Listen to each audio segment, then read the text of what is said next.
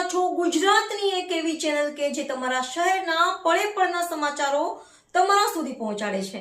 સ્વાગત છે આપનું A1 અભિક્રાઇમ ન્યૂઝમાં। હું છું એન્કર અર્પિતા પટેલ। સુરતના કામરેજની જનતામાં ખુશીનો માહોલ જોવા મળ્યો। કામરેજ 4 રસ્તા ઉપર વર્ષો જૂની ટ્રાફિકની સમસ્યા અને ગુનાહિત પ્રવૃત્તિઓ રોકવા તેમજ કાયદાનું પાલન કરવા બદલ કામરેજ પીઆઈ રામભાઈ ગોજિયાને ખૂબ ખૂબ અભિનંદન। એવા અનેક પોસ્ટર કામરેજ 4 રસ્તા ઉપર જોવા મળ્યા।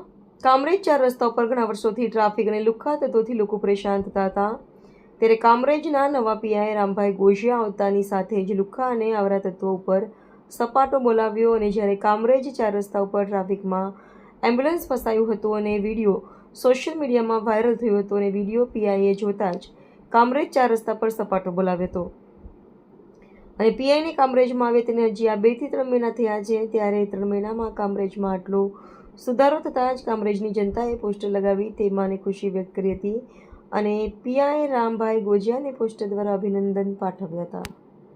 આપનું નામ? અશ્વિન ચીખલિયા, કામરેજ નાગરિક સમિતિ। કામરેજ 4 રસ્તા અને કામરેજ વિસ્તારના વર્ષો જૂના ખૂબ જ ટ્રાફિક દૂર કરવા માટે અહીંયા ભૂતકાળમાં મોટા મોટા આંદોલનો પણ કરવા પડ્યા હતા। આ ટ્રાફિક સમસ્યાને આ પીઆઈ ગોજિયા સાહેબે માત્ર 5 જ દિવસમાં કંટ્રોલ કરી અને ખૂબ જ આજે કામરેજ 4 રસ્તા ખુલ્લું દેખાઈ રહ્યું છે, એ બદલ સાહેબને ખૂબ અભિનંદન છે। બીજી વસ્તુ કે રાત્રે 11 વાગ્યા પછી લારી ગલ્લાઓ અને ખાણીપીણી બંધ। સામાન્ય રીતે માણસનું ભોજન સાંજેના ટાઈમે થતું હોય છે, રાત્રિના ટાઈમે તો માણસો રખડતા હોય છે અને યુવાધનો બગડી રહ્યું છે, એના પર બી ખૂબ કંટ્રોલ થયો છે। એટલે કાયદો વ્યવસ્થા ખૂબ જ સારી થઈ છે, ટ્રાફિક વ્યવસ્થા ખૂબ જ સુંદર થઈ છે।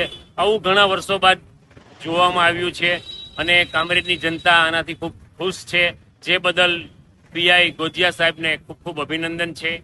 ધન્યવાદ।